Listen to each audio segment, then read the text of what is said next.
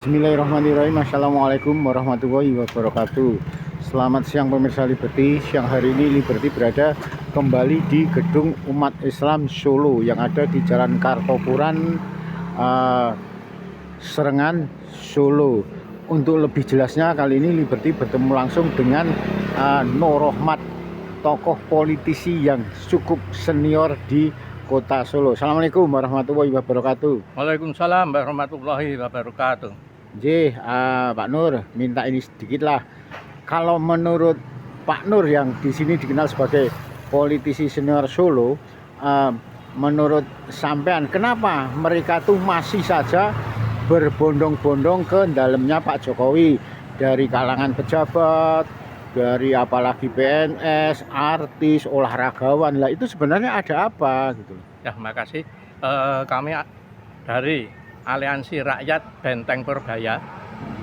Jadi ketika para artis, pejabat dan purnawirawan datang ke rumah Jokowi, saya memikir bahwa mereka itu tidak bisa berpikir secara jernih.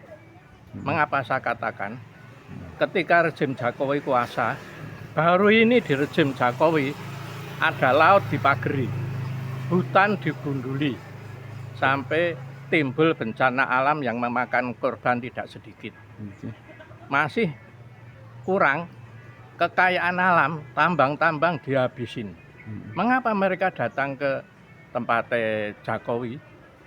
Ini sangat-sangat, orang-orang yang datang ke sana menurut saya itu seorang penjilat, yang akhirnya penjilat itu mesti jadi pengkhianat. Sangat-sangat prihatin saya. Sedangkan saya orang Solo asli, belum pernah sekalipun. Kalau rumahnya tahu, tapi untuk datang, jangan sampai saya.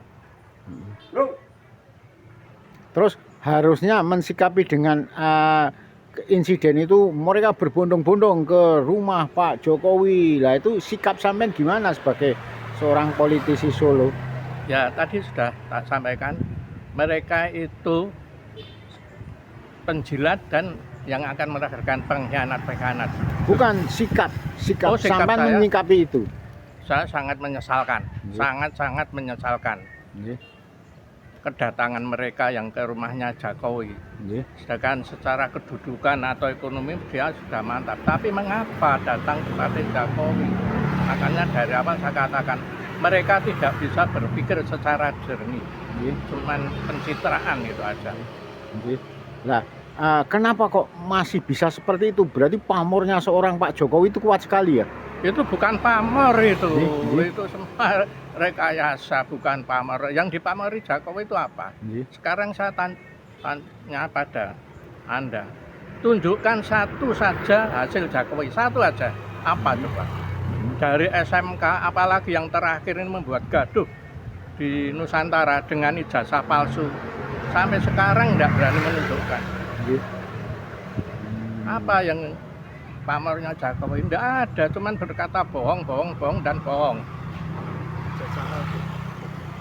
Tapi sepertinya mereka bukannya berbondong-bondong ke Presiden Prabowo, kok malah masih saja ke tempatnya Pak Jokowi.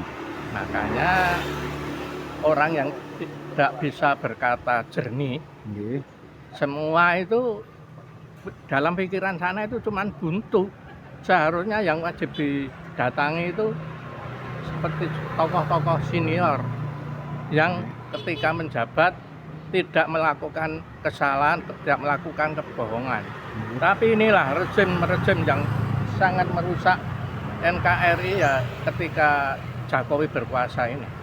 Sampai hari ini katanya kemiskinan menurun, tapi menurun ke anak cucu kemiskinannya. Maksudnya? Kan sering bicara kemiskinan menurun. Nah, menurunnya itu miskinnya sampai anak cucu gitu loh. Siapa itu? Keluarganya Pak Jokowi yang miskin? Bukan, atau rakyatnya. Oh, rakyatnya. Jadi kalau saya menyinggung zaman kepemimpinan zaman Rasulullah, ketika Rasulullah mau wafat, Abu Bakar Siddiq dan Umar bin Khattab itu menangis ketika ditunduk sebagai pengganti. Masalahnya apa? Ketika salah satu rakyatnya kelaparan, dia takut diazab Allah. Sekarang ini orang miskin bunuh diri tidak bisa dihitung. kalau itu dari agama. Tapi kalau kita melihat kepemimpinan secara dunia, Fir'aun itu penguasa paling hebat. Tapi Fir'aun tidak menunjuk anak mantunya jadi wali kota, gubernur atau sebagainya, dan tidak menjual pasir laut. Itu aja Fir'aun. Jadi di dunia ini tidak ada yang abadi. Pasti ada batasnya. Inilah saat yang tepat ketika nanti rakyat sudah marah, mesti aku yakin akan terjadi kemarahan yang dinamakan revolusi. Revolusi anti seorang rejim apa revolusi apa sih? Maaf, revolusi Cina atau apa? Ya otomatis yang mengendalikan Jokowi selama ini kan oligarki Cina. Ya selain rejim ya akan terjadi revolusi yang sangat besar di Indonesia, yang belum pernah terjadi di Indonesia. Makanya harus sadar orang-orang itu. Ya, Pak Nur, kembali ke masalah mereka berduyun-duyun itu ke sana. Ya. Menurut Pak Nur, mungkinkah mereka itu tanda kutip diberi semacam sesuatu sehingga ramai sekali mereka berkunjung ke rumah Pak Jokowi? Kalau yang artis, pejabat, purnawirawan tidak. Yang berkunjung berbondong-bondong itu orang-orang miskin yang dikondisikan itu jelas. Malah ada, saya pernah lihat di TV, dia ke tempatnya Jokowi katanya karomah pawang ramu dengan gomo. Ya, mungkin ada pesan tersendiri bagi mereka yang pernah singgah ke rumahnya Pak Jokowi. Saya cuman mengingatkan, bisanya cuman mengingatkan. Sadarlah wahai saudara-saudaraku, orang-orang pribumi. Ketika Anda masih melakukan itu, azab menunggu kamu, azab Allah menunggu kamu. Karena salah satu kamu yang menterlarkan bangsamu sendiri. Ya. Terima kasih Pak Nur. Sama-sama. Demikian wawancara Liberty dengan tokoh politisi senior asal kota Solo, Nur Rohmat.